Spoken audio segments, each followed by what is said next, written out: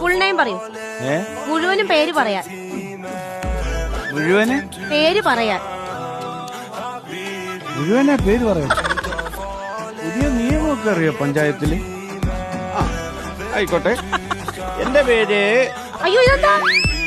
പിന്നെ മുഴുവനെ പേര് പറയാൻ പറഞ്ഞു. അയ്യോ അങ്ങനെയല്ല, നിങ്ങളുടെ മൊത്തം പേര് പറയാൻ. എന്റെ പേരോ? ശിവശങ്കരൻ തമ്പി. വയസ്സ് 30. കഴിഞ്ഞിട്ട് 58 വർഷമായി. സെക്സ് പറയൂ. സെക്സ് പറയൂ.